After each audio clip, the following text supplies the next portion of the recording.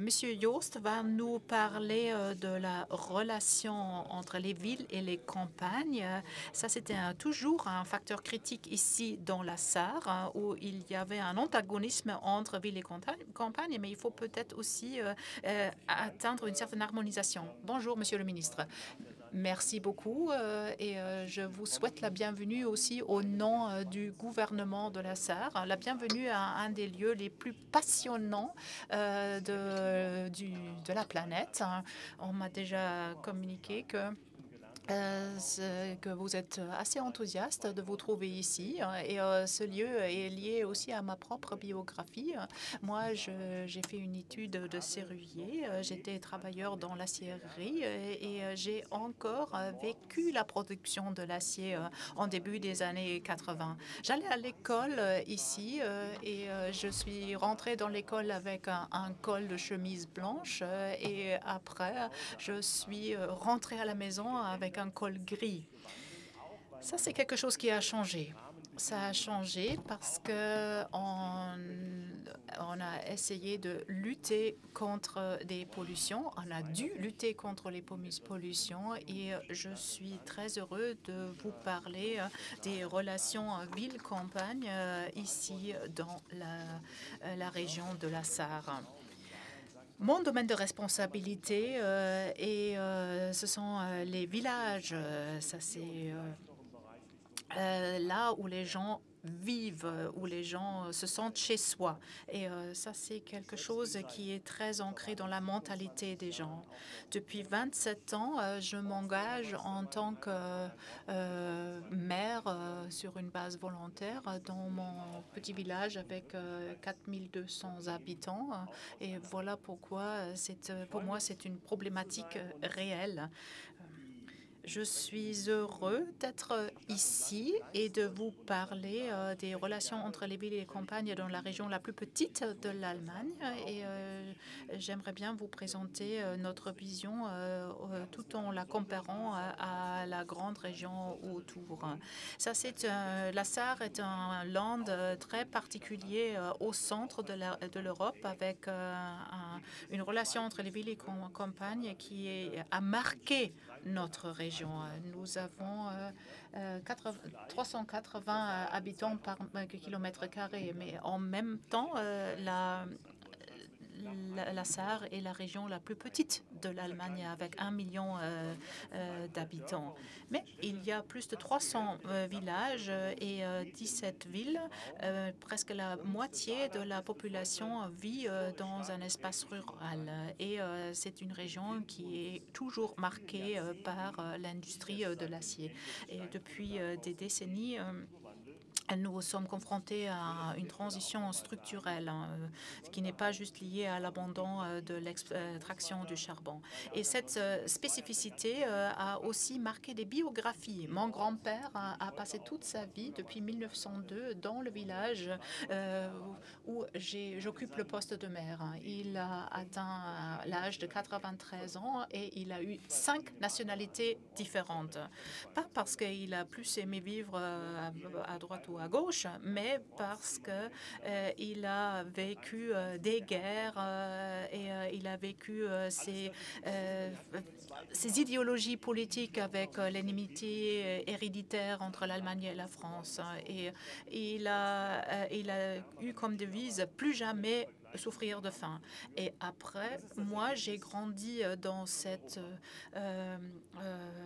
abondance de la deuxième moitié du XXe siècle. Et ça, c'est... Et nous nous sommes réunis à l'Europe. Et nous sommes très fiers de vivre dans cette Europe aujourd'hui. Mesdames et messieurs, un quart des employés travaillent encore dans l'industrie. Dans la Sarre, 3/4 travaillent dans le secteur du service. L'agriculture n'emploie juste 1,5% de la population. Elle est très importante pour l'entretien des paysages. Il y a un fort taux d'agriculture biologique. Nulle part ailleurs, il y a plus d'agriculture biologique que dans la Sarre. Mais en même temps, 40% de la surface de la Sarre sont couverts de forêts. C'est un type de forêt qui est, ce sont des forêts de feuillus, 75% de feuillus. Et nous avons pu augmenter la production de bois parce que c'est un des moyens les plus efficaces pour lutter contre le changement climatique. Et nous en sommes fiers. Nous ne voulons pas rester là. Nous voulons continuer à évoluer. À côté de l'agroforesterie et l'extraction du bois, nous essayons de travailler selon des principes biologiques et durables. Ceci donne une image assez hétérogène. D'un côté, il y a de l'agriculture, de l'agroforesterie, et de l'autre côté, il y a une industrie et un secteur de services relativement actifs. Donc, il faudrait repenser la relation entre les villes et campagnes. Il faudrait penser à comment valoriser ces différents espaces de façon conjointe et prendre les responsabilités pour aujourd'hui et demain. Et le titre de la stratégie, on essaye d'impliquer les citoyens dans les processus participatifs, de les impliquer de façon durable, parce que si nous voulons réaliser une transition écologique, il faut avoir une approche globale. Il faut tenir compte des Ceci génère des coûts, mais ce sont des coûts qui auront leur rendement à moyen terme. La protection du climat est une des grandes priorités dans mon ministère.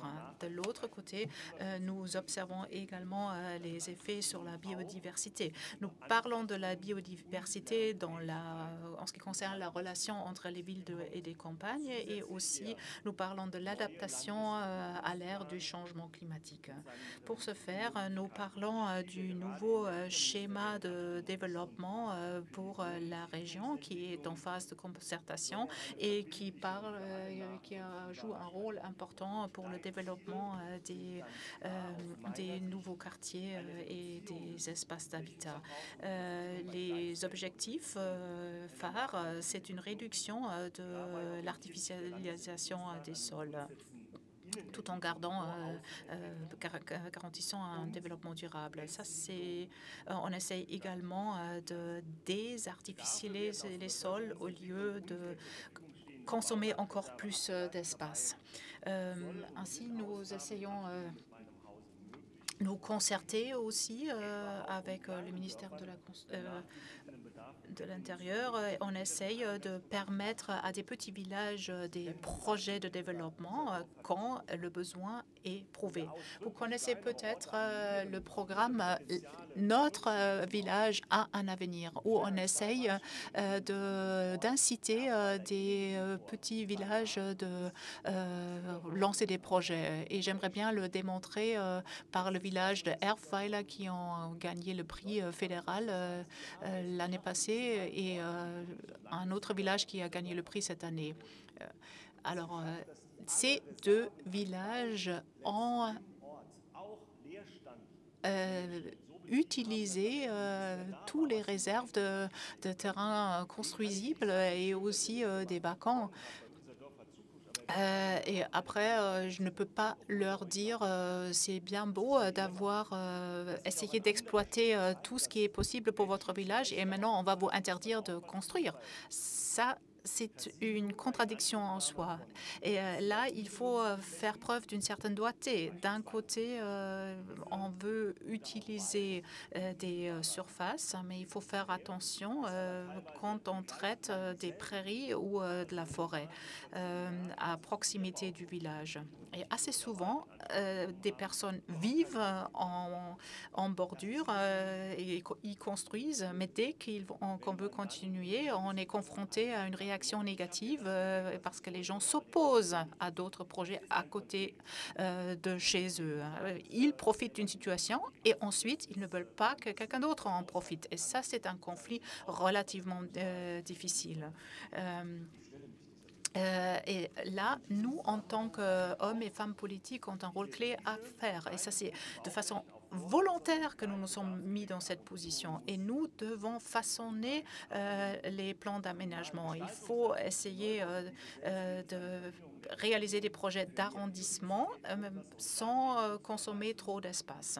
Il faut augmenter la biodiversité, il faut essayer de protéger aussi des espaces. Nous devons passer à la déconstruction et nous devons protéger l'infrastructure critique.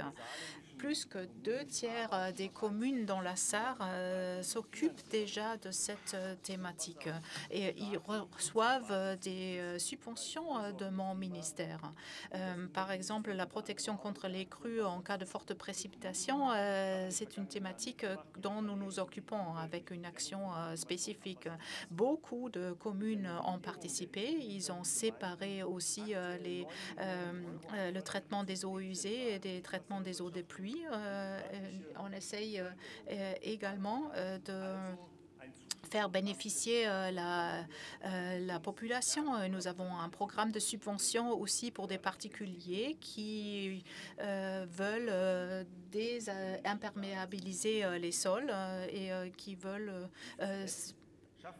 jouer leur part active pour la protection du climat. Ensuite, nous avons un certain nombre de programmes pour la revitalisation des centres-villes et ça, c'est un aspect que j'aimerais bien approfondir tout à l'heure. La mobilité est également un point très important parce que nous devons créer des réseaux dans la surface pour avoir une évolution équilibrée entre les villes et les campagnes. Il faut également améliorer les réseaux des transports publics pour qu'ils restent abordables. Chez moi, il y a encore une dernière ligne ferroviaire entre Trèves et Sarrebruck. Et ce train circule toutes les heures et il y a toujours des listes de signataires extraordinaires. On veut garder notre petit train et tous ces gens qui demandent que ce train soit maintenu se trouvent dans les embouteillages sur l'autoroute à tous les matins pour se rendre au travail au lieu de monter dans ce train. Donc, c'est important d'améliorer les réseaux des transports publics, mais il faut aussi le rendre abordable. Il faudra améliorer son attractivité par plus de trains. Et, en ce moment, c'est le ministre pour l'économie, travail et transport qui développe un nouveau système de mobilité qui permet une plus forte flexibilité et d'atteignabilité. Il y a un autre pilier dans ce programme, ça c'est l'élargissement du réseau de vélos. Comme nous avons de courtes distances, ça serait vraiment le moyen idéal pour inciter les gens à faire plus pour la protection du climat. Et l'attractivité est importante pour inciter les gens. Nous avons également besoin de concepts de numérisation. Ça c'est ainsi, nous avons également utilisé ce potentiel dans l'espace rural. Des exemples positifs, c'est le télétravail et le travail à domicile. Nous avons vu au cours des derniers 18 mois tout ce qui était possible et ce qui ne semblait pas être possible il y a encore quelques années. Le télétravail et les infrastructures sont des concepts de l'avenir. Nous voulons créer des espaces de coopération. Il y a la télémédecine qui est importante et qui pourrait peut-être donner de nouvelles impulsions des espaces ruraux. Un autre point, ce sont les Smart Villages. À St. Wendelsheim, il y a déjà un projet qui est cofinancé par des subventions fédérales où on essaye de permettre la vie et de combiner la vie et le travail dans les espaces ruraux. Et ceci génère également une tendance plutôt positive qui augmente l'attractivité des espaces ruraux. Il y a de plus en plus de personnes qui veulent quitter des villes, qui veulent retourner à la campagne et qui veulent ranimer la campagne et ceci donne un certain espoir pour l'avenir. Mais il y a aussi des différences dans l'espace rural. Alors, il y a des villages qui se développent très bien, mais il y a aussi des villages qui ont des faiblesses infrastructures qui doivent combattre les vacances, les pertes d'infrastructures, le développement démographique, les soins posent également un problème. Donc la numérisation seule ne peut pas nous aider. Il faut une stratégie globale qui soit adaptée à la mobilité, à la numérisation, à une infrastructure moderne. Donc, pour répondre à tous les besoins, pour que les espaces ruraux soient vraiment viables et attrayants.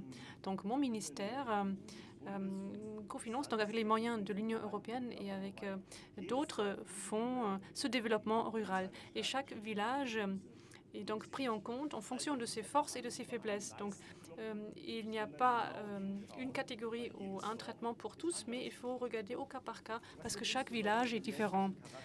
Alors, il faut des infrastructures adaptées au caractère rural et une construction durable. Donc, nous avons une structure de financement qui permet à chaque village et à chaque ville donc de composer ces subventions. Donc, il y a différents modules.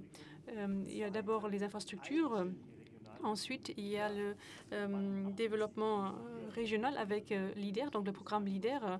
Donc, nous ne disons pas à Saarbrück ce qui est bien pour les gens sur place, mais ce sont les gens sur place qui nous disent ce qu'ils souhaitent et ce qui est pertinent pour eux. Et ensuite, il y a des projets pour les volontaires et les citoyens. C'est une agence qui nous permet de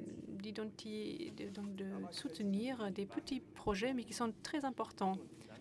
Après, il se pose la question des communes qui manquent d'argent. Et on les trouve très souvent dans la région de la Sarre par rapport aux autres lenders.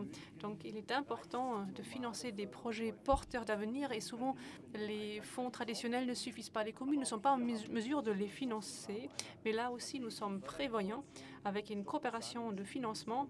Alors, et le ministère de la Sarre a donc augmenter les moyens pour atteindre 90%, donc 90% sur tout, sauf sur l'alimentation animale. C'est en fait un slogan un peu rigolo pour montrer qu'il y a des choses à faire et que avec différents bords politiques, il y a des solutions qui peuvent être élaborées. Alors, et la dynamique qui s'est développée nous montre que nous avons raison. Il y a beaucoup de demandes et les populations dans l'espace rural sont prêts à s'investir pour rendre les ruralités vivantes. Donc il y a un grand potentiel. Et nous avons beaucoup d'associations aussi, plus de 480 projets dans les dernières années ont été financés avec 22 millions d'euros de subventions, avec un volume d'investissement total de 37 millions d'euros. Et donc, ce sont des succès. Et lors de la conférence des ministres de l'Agriculture, nous avons eu accès à un autre domaine porteur d'avenir. À partir de 2023, il y aura des moyens inouïs pour la Sarre, près de 90 millions d'euros pour une durée de 5 ans. Pour la période d'avant, il y avait 40 millions pour 7 ans. Il y aura une répartition plus juste des moyens disponibles et la Sarre peut maintenant agir au même niveau que les autres lenders. Alors, parmi tous ces aspects, j'aimerais souligner l'avantage de la situation géographique de la Sarre. Il n'y a pas d'espace périphérique, donc tout est accessible dans cette région. Et je ne vois pas de contradiction entre la ville et la campagne. Je vois juste des conceptions de vie différentes, des attentes différentes de nos populations. Donc tous les espaces doivent être développés pour répondre à ces attentes et à ces demandes. Nous souhaitons le faire grâce à des concepts de mobilité et de numérisation adaptés, grâce au développement de nos infrastructures.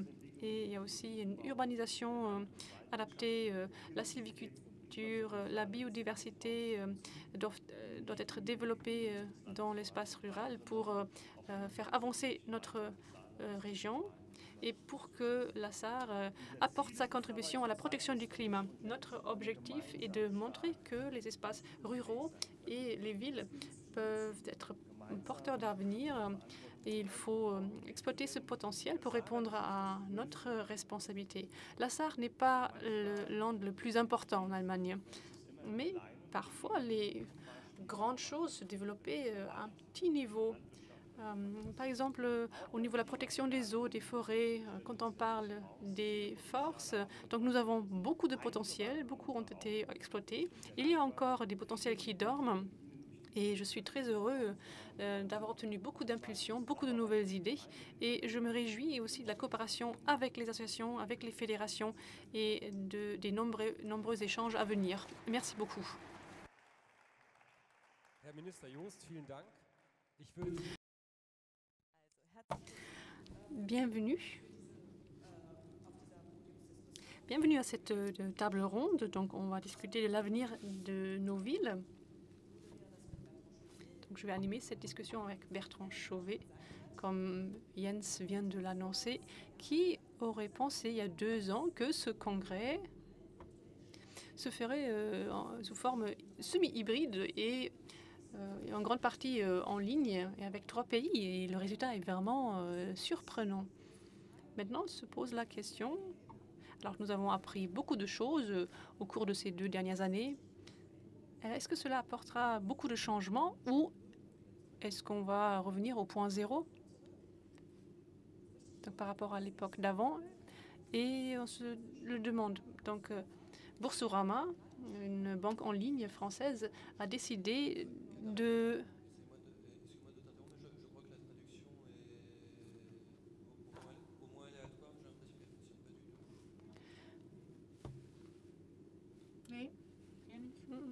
Alors, est-ce que vous m'entendez? Ok, merci.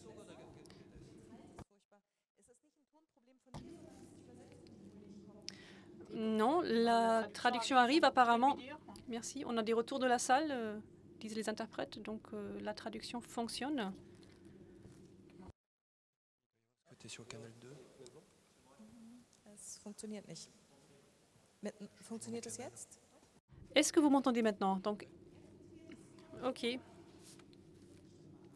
Alors, est-ce que je reprends? Alors, je reprends. Ça fonctionne. Alors, il y a 2 ans, on n'aurait pas pensé que ce congrès se ferait de façon semi-virtuelle dans 3 pays. Nous avons appris beaucoup de choses sont passées et c'est juste un exemple pour tout ce qui se passe au niveau de la société en général. La question qui se pose est de savoir est-ce qu'on revient au point zéro? Alors, je n'ai pas l'impression parce que quand je regarde que la banque en ligne Boursorama, donc en France, a décidé d'envoyer 90% de ses salariés au télétravail. Donc les gens ne vivent plus à Paris, ne travaillent plus à Paris, mais dans les régions, y compris la Corse. Et quand je regarde cela, je n'ai pas l'impression qu'on va revenir au point de départ. Mais qu'est-ce que cela signifie pour une ville comme Paris? Si les gens n'y habitent plus, n'y travaillent plus et ensuite n'y habitent plus. Et qu'est-ce que cela signifie aussi pour des villes qui vont souffrir de la chaleur, comme Sophie Leroy l'a dit, donc 55 degrés dans la vallée rhénane? Qu'est-ce que cela signifie pour les villes? Philippe Piwix l'a dit au début, le premier jour, il faut arrêter de construire dans les métropoles alors qu'il y a beaucoup de vacances dans les petites villes. Alors, à Brandebourg, il y a beaucoup de logements qui sont vacants. Qu'est-ce que... Pour cette première série de questions, ce que nous aimerions faire, c'est interroger nos intervenants sur la possibilité d'action. Il y a quelques années, quand j'étais encore étudiant en urbanisme, un de mes professeurs avait coutume de dire à propos des politiques d'urbanisme et d'aménagement, ces événements nous dépassent largement, mais on va faire semblant d'en être les organisateurs. Donc la question qu'on voulait poser à nos intervenants aujourd'hui, c'est dans quelle mesure nous assistons à des tendances de long terme, à des tendances qui sont structurantes. Et puis la seconde question, c'est dans quelle mesure on peut encore intervenir aujourd'hui sur ces tendances de long terme. On a vu que le débat a déjà été lancé d'une certaine façon par M. Reichel. Donc on va peut-être lui laisser la parole en précisant la question, Katharina. Herr Reichel, Sie beraten die Stadt Stuttgart, wie Sie gerade... Monsieur Reichel, vous conseillez la ville de Stuttgart, nous l'avons vu. Stuttgart est une très grande ville. donc, qui fait partie des villes diffuses, donc qui a eu un développement diffus le long des axes de transport. Est-ce que vous croyez que les développements dont on vient de parler ont une influence sur la forme de la ville à l'avenir? Ou pensez-vous que c'est juste un effet d'accompagnement, un épiphénomène? Qu'est-ce que vous en pensez? Vous conseillez Stuttgart. Alors, ce que nous avons vécu ces 2 dernières années, est-ce que cela aura un impact sur la ville de Stuttgart et sur cette ville diffuse qui s'est formée autour de Stuttgart? Mikro bitte. Ob die nächsten 2 Jahre nun die letzten 2 Jahre da die entscheidende Entwicklung gebracht haben, das weiß ich nicht. Aber ich nehme schon wahr, dass es eine zunehmende Bewusstwerdung gibt. Also nicht nur jetzt bei der Politik, sondern auch in der Bevölkerung. Dass man sagt, also man kann... Entschuldigen Sie, Herr Reschel, wir haben noch ein... Pardon, oui. Donc, je constate que ces 2 dernières années ont eu un certain effet. Donc, il y a eu une prise de conscience croissante au niveau politique et dans la population. Donc, je vais rapprocher mon micro. Alors, j'espère que cela va continuer. Je ne sais pas si on peut parler des 2 dernières années ou si ce sont les discussions actuelles, mais j'espère que cela va mener à une prise de conscience dans la population. Et tout simplement parce que nous n'avons pas d'alternative. Je crois que l'une des intervenantes, donc c'est Madame Leroy qui a parlé des changements, Madame Leroy, pardon, qui a parlé des changements climatiques. Elle a dit que chaque degré compte et nous nous trouvons vraiment dans cette situation-là. Chaque degré compte et nous devons rassembler nos forces et quelles que soient les priorités que sont fixées les hommes politiques. Donc il faut parvenir à dire nous avons un objectif commun que nous devons atteindre en commun. Et c'est vraiment l'opportunité de la politique. Et si ensuite nous sommes en mesure de répondre aux besoins de la population et de favoriser cette prise de conscience. Et ensuite, on pourra peut-être passer de cette étape intermédiaire donc, que je décris tout à l'heure. Donc tout le monde utilise des belles paroles, mais j'ai un ami qui m'a dit, voilà, je mange 1 ou 2 fois par semaine de la viande, ou un autre dit je ne prends plus l'avion. Mais tout cela, ce n'est pas suffisant pour vraiment provoquer de réels changements. Il faut des changements structurels et des décisions qui vont beaucoup plus loin au niveau politique. Et nous le voyons actuellement dans les discussions et les échanges politiques qui ont lieu actuellement en Allemagne, donc pour sortir de la production de l'énergie fossile en Allemagne. Donc ces changements structurels sont primordiaux pour atteindre les objectifs climatiques, donc ces objectifs que nous nous sommes fixés ensemble. Très bien. Alors, Monsieur Joost, je m'adresse à vous, Monsieur le ministre. On l'a entendu, il y a beaucoup de changements. Le ministre Vallon a parlé aussi des mesures importantes qu'il faut prendre pour atteindre la neutralité carbone. Il faut que la population suive. Est-ce que le rôle de l'homme politique change? Donc il doit écouter, mais il doit aussi prendre des mesures, il doit motiver, il doit encourager. Est-ce que son rôle va évoluer pour avancer plus vite? Donc vous avez abordé de super projets, il y a des choses qui bougent déjà. Mais pour que cela se fasse à une plus grande échelle, que faut-il faire? Alors je pense ce qui sera important à l'avenir, quand je regarde le changement climatique et les impacts du changement climatique, c'est d'écouter, mais c'est aussi de prendre les décisions. Décider et prendre des décisions. Alors je suis maire depuis 27 ans et on dit je sais vraiment ce qui se passe au niveau local. Et je vais donner un exemple tout simple. Donc tout le monde dit qu'il faut sortir de l'énergie nucléaire, donc il faut abandonner le nucléaire, les énergies fossiles, donc il faut les énergies renouvelables, la biomasse, le soleil, l'éolien, mais pas chez moi. Et c'est un peu compliqué. mon grand-père aurait dit, on ne peut pas tout avoir, la saucisse et le beurre.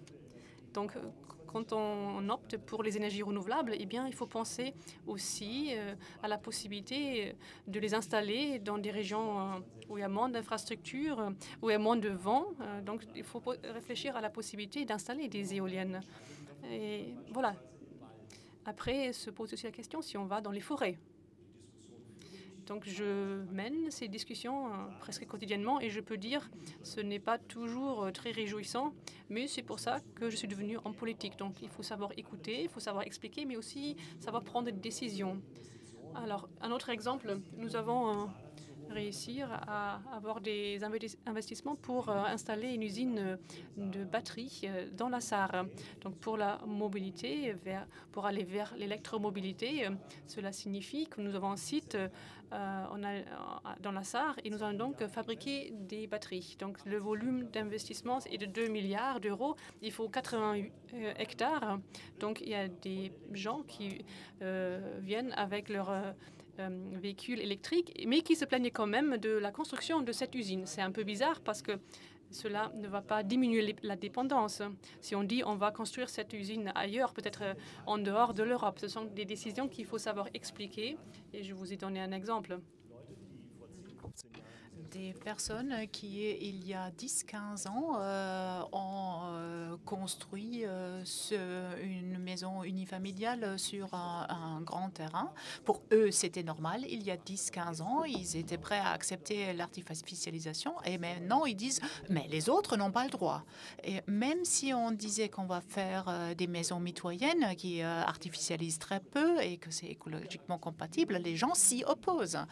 Nous activons des surface dans l'espace rural. Ce n'était pas toujours facile parce que ça posait un problème avec les mentalités. 2015-2016, quand il y avait un certain nombre de réfugiés, ici dans la Sarre, les réfugiés ont considéré d'être attribués à l'espace rural, d'être condamnés à la pauvreté.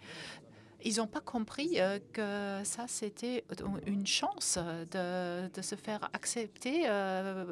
C'était plus élevé dans les espaces ruraux que dans les zones anonymisées des villes. En fin de compte, ça a fonctionné et maintenant, il faut travailler à ce changement de mentalité. Il faut aussi accuser des mensonges où les gens prétendent vouloir une chose, mais ne sont pas prêts à accepter ce qui va avec. Il faudrait également changer les stratégies de communication parce que il ne faut pas partir de la base que les gens croient tout ce que nous croyons. Les lieux que nous avons commencé à faire, on a eu l'impression dans votre présentation que l'évolution était aussi culturelle, c'est-à-dire qu'on n'était pas uniquement sur des logiques techniques ou technicistes, mais qu'il y avait aussi une évolution culturelle peut-être qui était en cours dans l'appréhension qu'on pouvait avoir de nos milieux urbains, milieux ruraux. Est-ce que vous pouvez nous en dire un peu plus et peut-être replacer cette évolution dans un contexte un peu long? Est-ce que cette évolution vers la campagne ou ce retour d'un certain nombre de citadins vers la campagne, est-ce que c'est quelque chose qui a commencé avec la coronavirus ou est-ce que c'est quelque chose qui avait commencé avant, voilà? Non, oui, bien sûr, c'est quelque chose qui avait commencé avant. Il y a un livre en France qui s'appelle « La Renaissance rurale » qui date de 1990. Si on regarde l'évolution de la population française, on voit qu'il y a eu un processus d'urbanisation, c'est-à-dire de concentration de la population dans l'espace, entre 1850, donc le début de la thermo-industrie, 1850-1968, il y a un phénomène d'urbanisation, c'est-à-dire de concentration de la population dans l'espace. Entre 1968 et 1990, là, on observe qu'il y a de la rediffusion dans ce qui est dense et on a une poursuite de la concentration dans ce qui est peu dense. Donc, on peut dire qu'on a un processus de périurbanisation. Mais depuis 1990, si on regarde la relation population-territoire à une échelle fine, on voit qu'il n'y a plus aucun phénomène de concentration de la population française dans l'espace. On a même des phénomènes de rediffusion. 1990, c'est la bascule, ça correspond aussi à l'entrée dans l'ère du numérique. Donc on pourrait dire que dans l'ère paysanne, son expression géographique majeur, c'est la campagne. Qu'est-ce que la campagne? C'est une nature aménagée par l'homme, au départ pour des raisons agricoles. Donc ensuite, l'ère de la modernité, c'est l'ère de la ville motorisée. Alors, je ne parle pas des centres-villes, places du marché, qui, eux, sont nés en même temps que la campagne à la révolution néolithique. Donc, l'ère de la modernité, c'est l'ère de la ville mécanisée, de la ville diffuse, de la ville périphérique, peut-on dire également. Mais on voit qu'à partir des années 90, on a des phénomènes de type anti-moderne, c'est-à-dire que les gens qui viennent à la campagne, ce n'est pas du périurbain. C'est-à-dire ils viennent parce qu'ils veulent habiter à la campagne. Et ça ne fait que s'amplifier. Donc on pourrait dire que, enfin pour moi en tant que géographe, le Covid n'est qu'un révélateur médiatique, mais la tendance de fond, elle existe déjà depuis une trentaine d'années. Marc Verdier, sur cette dimension culturelle, on l'a vu dans votre présentation, il y a de votre point de vue un gros enjeu en termes de narration, de capacité à proposer une histoire aux habitants des villes et des villages que vous pouvez conseiller. Comment percevez-vous cette dimension culturelle? Comment percevez-vous cette narration aujourd'hui? Je ne sais pas si je vais répondre directement à Prenez votre question. Temps, faites des détours, pas de souci. Je voudrais saisir des propos qui ont été faits par mes voisins à droite. J'ai tendance à penser qu'on est dans l'urgence absolue. Donc il faut prendre des décisions qui ne sont pas vraiment des décisions faciles à prendre pour des élus, pour des gouvernements. En France, on a quand même une expérience qui s'est menée, c'est la Convention citoyenne. On a retenu 150 citoyens au hasard. On les a acculturés à tous les sujets qui sont les sujets de la transformation en route.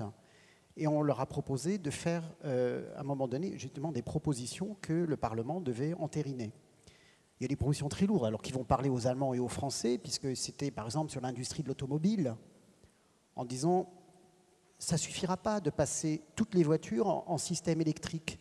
C'est un leurre absolu. La réalité, c'est qu'il faut moins de voitures. Alors on comprend bien dans des pays comme les nôtres, que là on met en jeu des choses qui sont extrêmement lourdes au niveau social, au niveau économique, etc. Mais c'est une réalité. Et donc la Convention citoyenne proposait de taxer les véhicules à partir d'un certain tonnage, etc., qui a été explosé, puisque je crois que le seuil, c'est 1,8 tonne, c'est-à-dire que globalement, on continue à vendre des voitures de 1,8 tonne pour transporter 70 kilos de vivants. C'est-à-dire du ridicule absolu.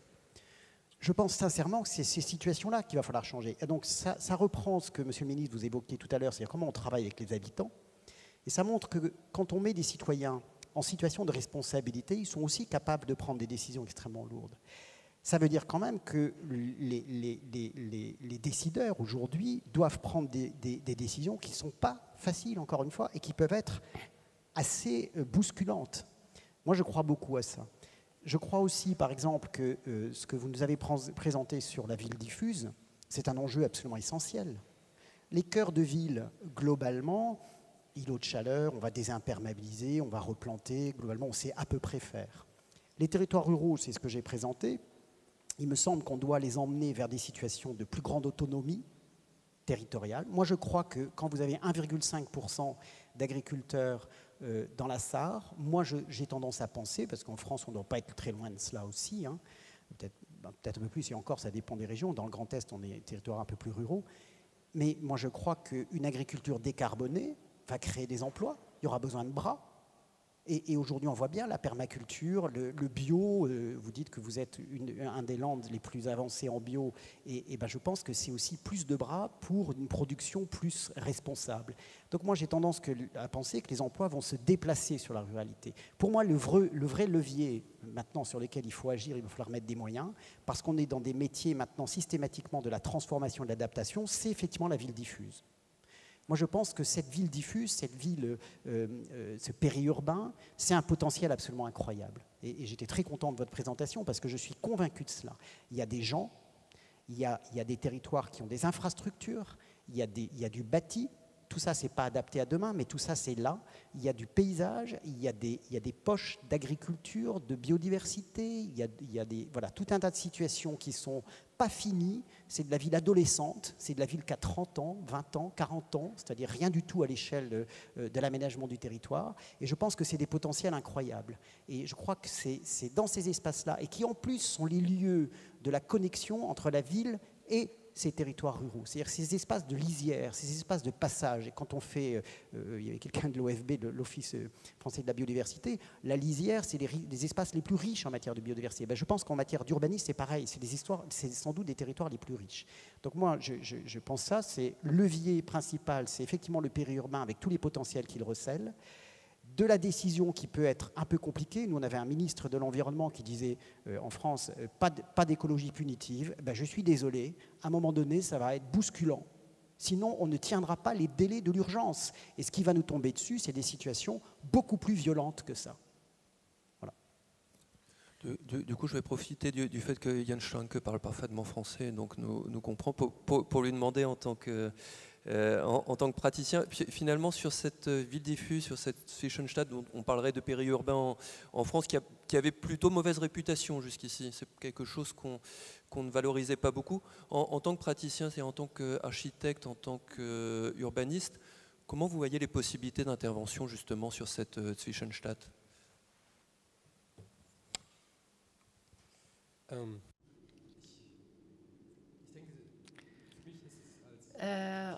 En tant qu'urbaniste et architecte, je pense que ces étapes sont trop petites. Quand je regarde tout ce que vous avez dit, surtout Marc Levier, le nombre de voitures avec un moteur à combustible qui doivent être remplacées par des voitures électriques pour sauver la planète ne fonctionne pas.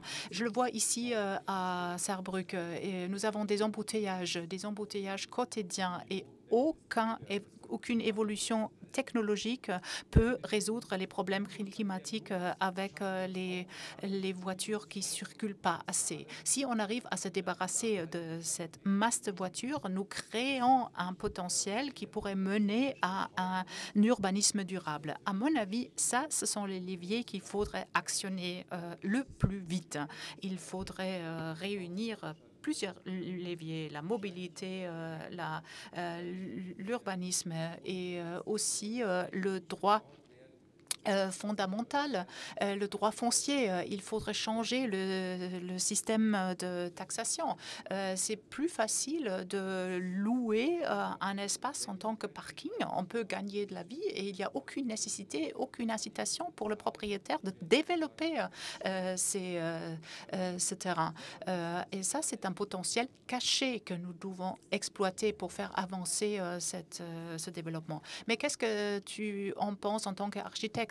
Nous avons vu ce que les hommes politiques pensent de ça. Mais toi, en tant qu'architecte, quel projet as-tu en tête? En principe, je dépends du potentiel qu'on m'offre pour mon développement. Je peux parler avec des maîtres d'ouvrage, je peux les conseiller dans le sens du ministre et je peux dire, OK, il faut d'abord aménager à l'intérieur du cercle urbain. Pourquoi faut-il avoir un petit pavillon à l'extérieur? Peut-on pas utiliser un bâtiment existant? Est-ce que nous pouvons travailler avec des matériaux qu'on réemploie? Est-ce que nous pouvons nous approvisionner à un niveau local? Ensuite, il faudrait discuter du volume. Est-ce que nous avons besoin de maisons pavillonnaires de 250 ou 300 mètres carrés? Est-ce que c'est vraiment nécessaire ou est-ce qu'il suffit de vivre sur 100 ou 120 mètres carrés pour économiser aussi des émissions? Ça, c'est peut-être l'approche que j'adopterai dans mon premier conseil quand je parle avec un maître d'ouvrage potentiel. Quelques questions dans la salle, peut-être, si on a... Gibt's Fragen im Saal oder auf Chat?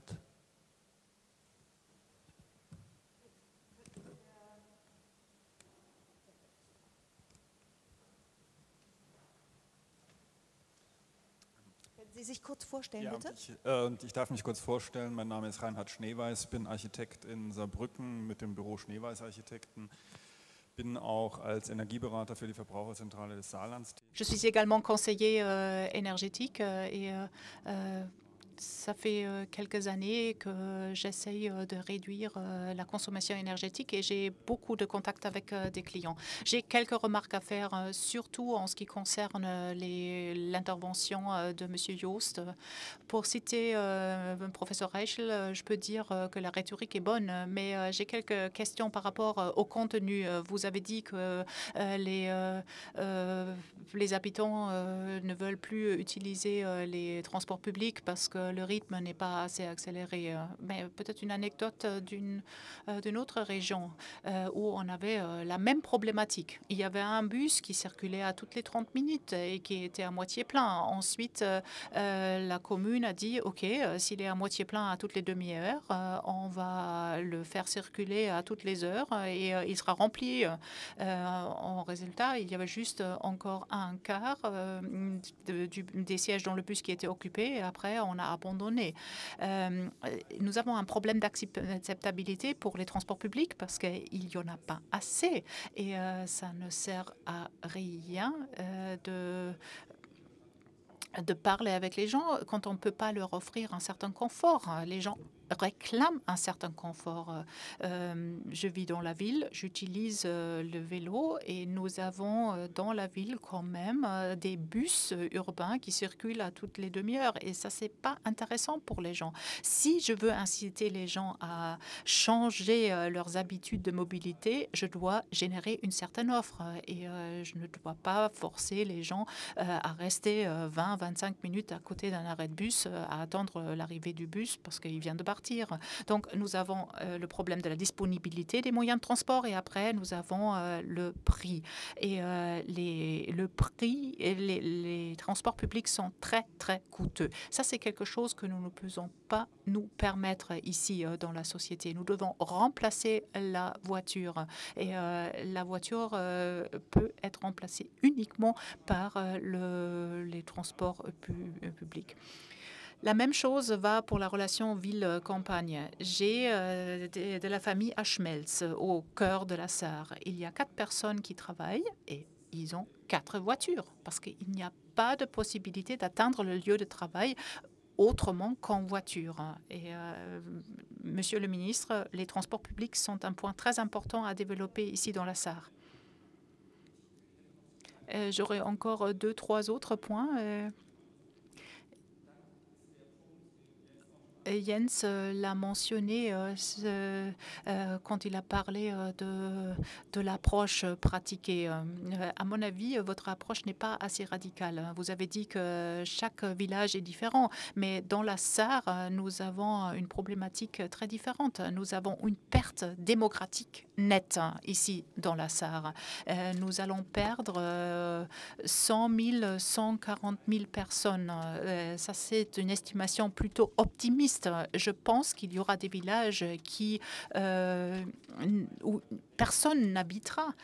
Et quand je réfléchis à une transition écologique pour la Sarre, je dois également réfléchir à un changement de structure et je dois me poser la question à savoir est-ce que c'est possible de maintenir en vie tous les villages qui existent actuellement ou ne faudrait-il pas, dans le contexte d'une transition écologique, d'abandonner l'habitat humain dans certaines zones? Ça, c'est une approche plutôt radicale. Et j'ai encore un dernier point de mon activité de conseiller énergétique. Ici, dans la Sarre, nous avons une population vieillissante. Et ces gens-là, en général, sont propriétaires d'un bâtiment. Lors de mon activité de conseiller énergétique, je reçois un public qui est de la tranche d'âge entre 60 et 70 ans et je peux fournir un conseil, pas de problème. La réponse est toujours la même et c'est compréhensible. Et ils disent que les investissements qui sont nécessaires pour mettre à jour les maisons des années 50, des années 60 sont trop importantes. Et après, les gens se posent la question, est-ce que ça vaut vraiment la peine pour moi? Après, je demande combien de temps voulez-vous vivre, mais à la fin, ils déduisent tout seuls que ça, c'est un investissement qui ne vaut pas la peine. Et de l'autre côté, nous constatons qu'il y a énormément d'appartements, de maisons où une seule personne vit sur une surface de 100 et 200 mètres carrés. Et là, nous avons un problème structurel qu'on ne peut pas résoudre avec des projets comme notre village doit être embelli. Et nous avons besoin d'approches plus radicaux, plus intenses que juste d'embellir la surface. Est-ce que vous voulez répondre? Oui, très brièvement. Alors, je voulais juste dire que nous sommes allés beaucoup plus loin. Donc, le nom du concours n'est plus « Notre village doit être le plus beau », mais « Notre village a un avenir ». Donc, le tableau que vous avez dressé correspond aux années 80. Donc, à l'époque, il y avait des concours avec le nombre de pots de fleurs et les décorations fleuries. C'est ce qui a fait qu'un village a remporté le concours. Mais aujourd'hui, ce sont d'autres critères qui comptent. Quelles sont les activités? Quel est le taux de vacances? Quelles sont les mesures qui ont été prises pour y remédier? Et qu'est-ce qui est fait pour redynamiser un village? Et vous avez tout à fait raison. Quand on parle du bâti et quand on parle des défis qu'on doit relever dans les années à venir, il faut non seulement réfléchir aux bâtiments publics et aux financements qui sont possibles. Donc, nous le faisons. Et il faut aussi penser aux logements privés. Donc, il y a différents programmes de financement pour les rendre accessibles, etc.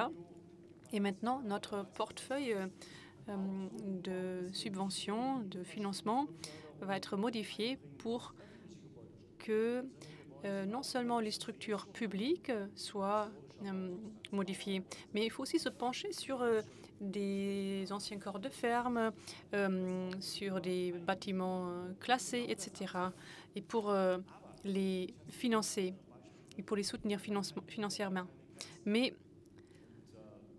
il faut aller beaucoup plus loin et mon collègue, M. Stanke, l'a déjà dit. Et je pense aussi à M. Rechel qui a dit qu'il y a un taux de vacances, mais on n'arrive pas à le faire diminuer. Chez moi, dans mon village, au cours des 2 dernières décennies, j'avais un taux de vacances donc, de 100 à 150 à 200 logements. Maintenant, nous avons encore 40 à 50 logements qui sont vacants.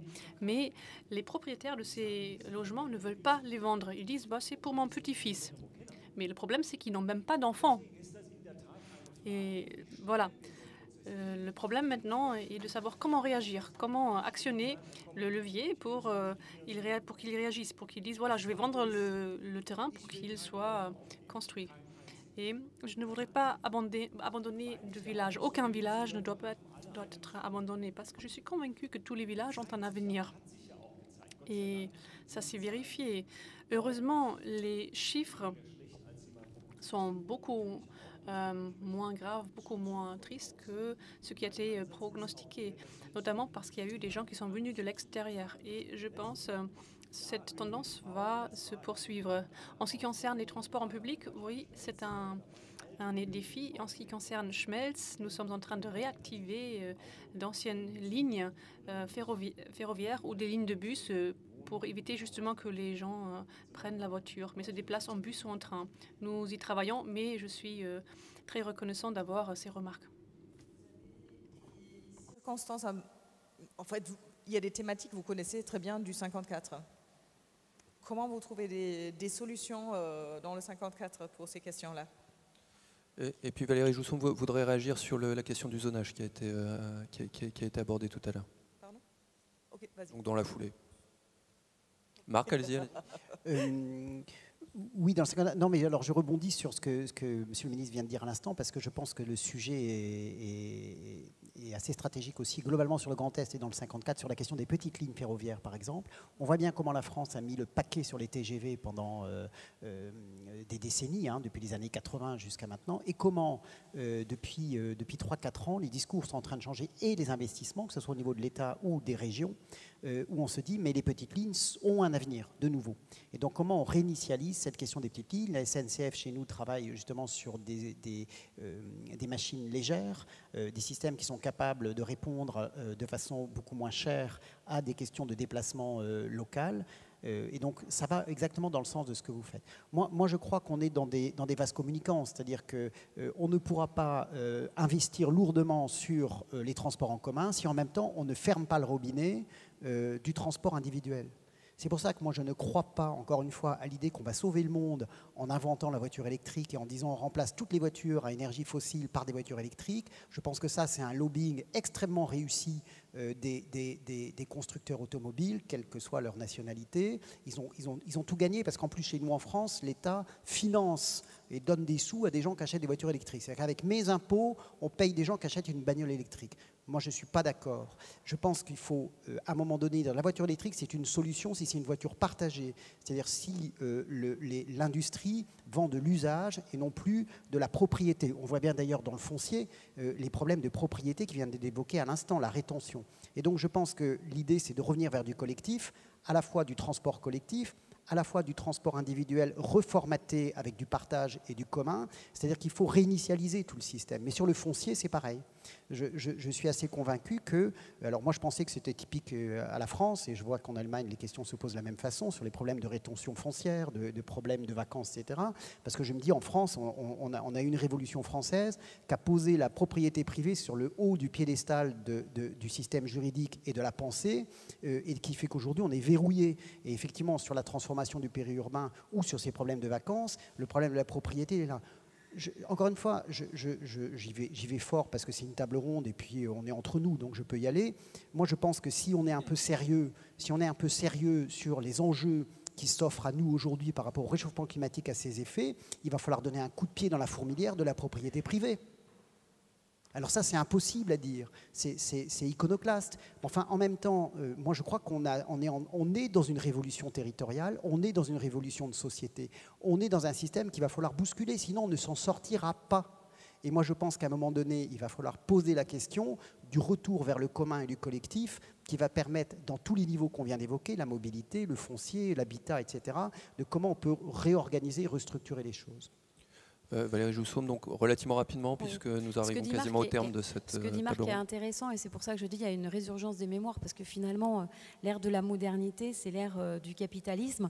C'est elle qui a détruit ces communs, cette durabilité. Moi, ce que je voulais dire, c'est que les membres que nous sommes à cette assemblée-là, il y a 50 ans, c'est les gens qui étaient à notre place qui ont construit en fait le paysage et les politiques qui nous posent problème aujourd'hui. En fait, dans l'ère de la modernité, on voit le monde comme une usine à produire. Donc l'homme moderne, il doit produire. Donc on a fait des zones de production, des zones industrielles, des zones d'activité. Il doit consommer, donc on a fait des zones commerciales. Il doit se distraire, donc on a fait des zones de loisirs, des zones de tourisme, et puis il doit se loger, je ne parle pas d'habiter, mais se loger, donc on a fait des zones résidentielles. Et tout ça, ça a fonctionné que par la courroie de distribution que représentait la voiture et la mobilité individuelle. Donc on est vraiment dans une construction, le paysage qu'on a construit, c'est une construction culturelle. On a mis un siècle à la construire, on ne va pas y apporter réponse en 2 ans, en 3 ans. C'est vraiment un changement d'état d'esprit. Et je pense que c'est important aussi qu'on en prenne la responsabilité, à la fois politique, universitaire, d'architecte, etc. Et de ne pas jeter la pierre en fait, à celui qui prend sa voiture pour aller travailler le matin. C'est vraiment regrettable que nous n'ayons pas plus de temps parce que c'est vraiment intéressant et j'aurais bien aimé poser la question de savoir comment les villes vont s'adapter au changement climatique ainsi que les villes diffusent. Alors, qui a le privilège de prononcer le mot de clôture? De Sophie Roy qui était très pessimiste, hein. On a vu des perspectives qui sont plus inquiétantes. Donc la conclusion qu'on pourrait peut-être demander à l'ensemble de nos intervenants, c'est Dans le cadre de ces perspectives qui sont plus que sombres, comment chacun de votre point de vue, en tant qu'homme politique, en tant qu'architecte, en tant que spécialiste de la ville, comment est-ce que vous envisagez le futur, au sens comment est-ce qu'on donne espoir, finalement, comment est-ce qu'on donne envie de futur aux habitants, aux personnes autour de nous, chacun de votre point de vue? Et peut-être se réduire à 3 phrases, vielleicht sich auf 3 Sätze beschränken. Ich kann versuchen, einen Anfang zu machen. Also Je pourrais peut-être commencer de prendre la parole le premier et je vais essayer d'appliquer les 3 phrases sur les 3 grands thèmes des 3 journées du Congrès.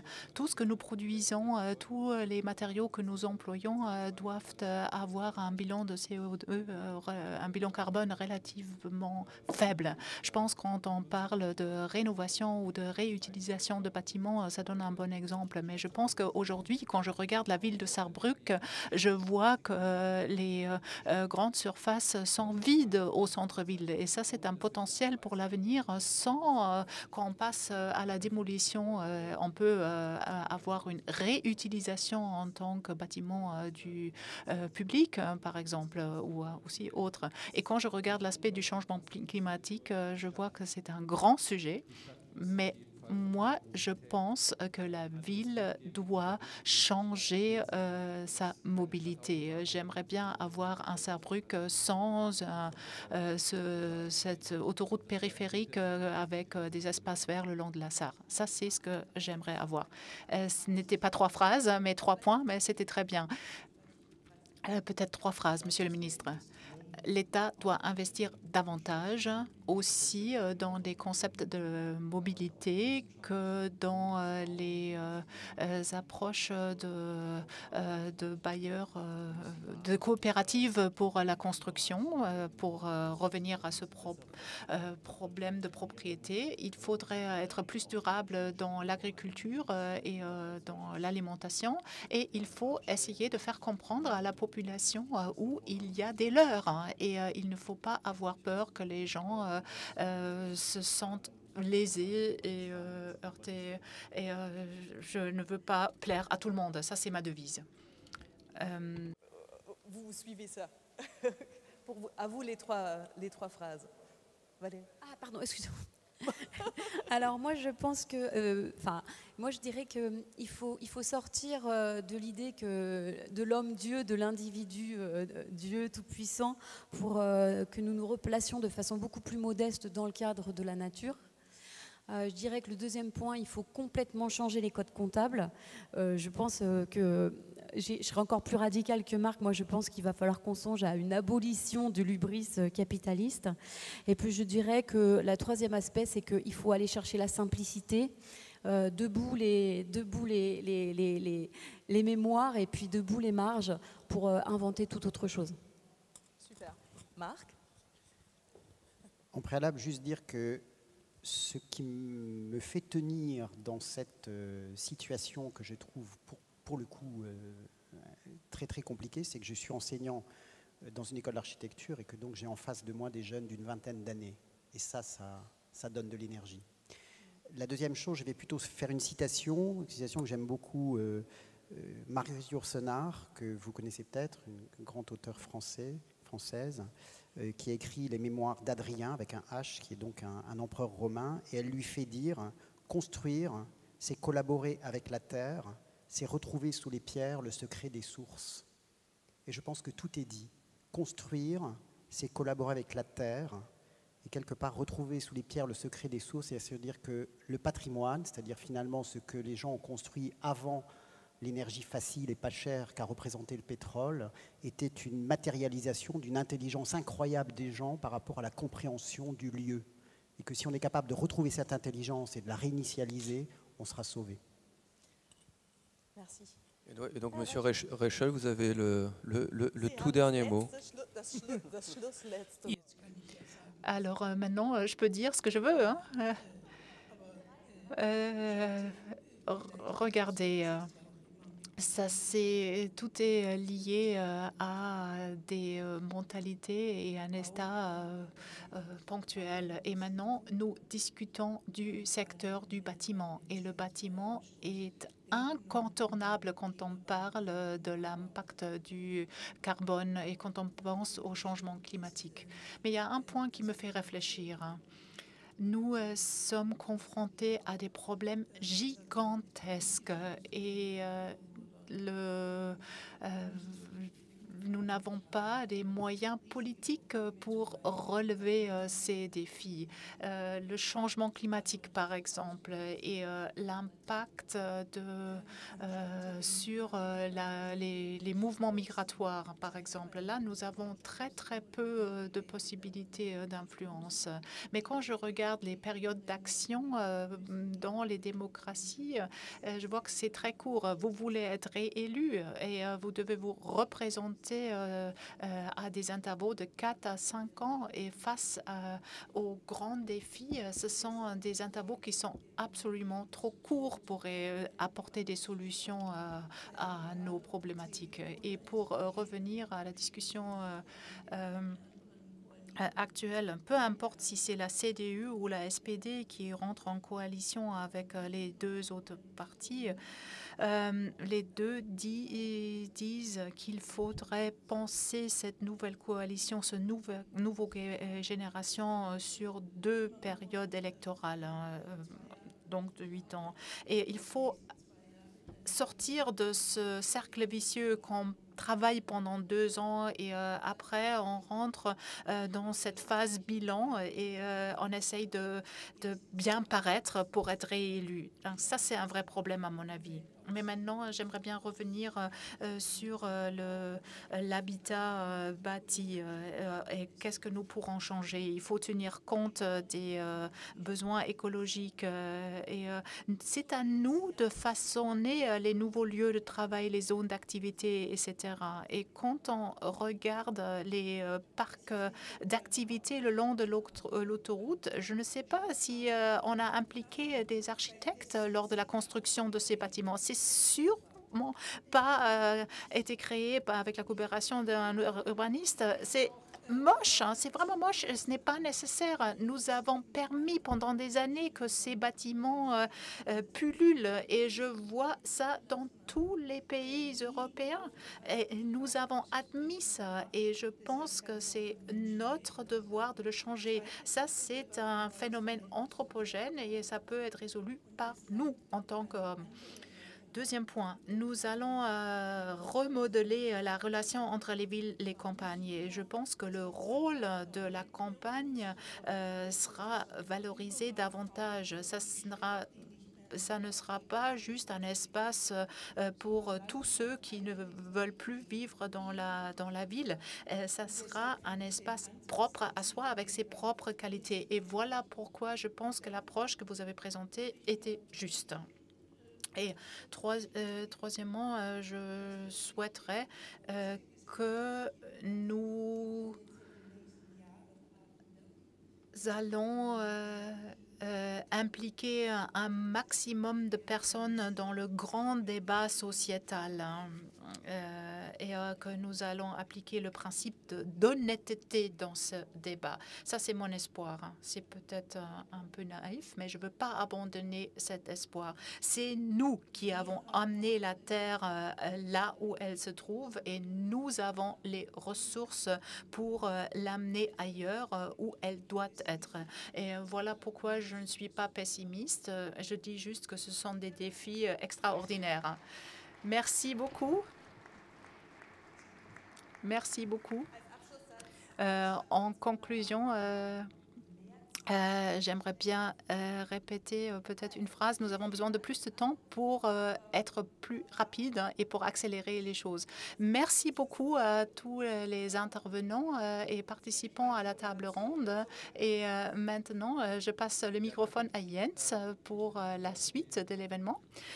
Merci beaucoup pour cette discussion intéressante et je voudrais vous permettre de reprendre place, mais avant tout, je voudrais accueillir et présenter le référent pour la biodiversité en Île-de-France. Il s'agit de Gilles Lecuir, qui va nous présenter les possibilités et les thématiques traitées par son agence, et il va nous présenter quelques solutions développées par son agence. Marc.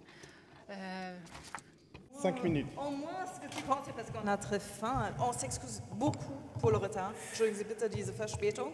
Es war einfach zu spannend.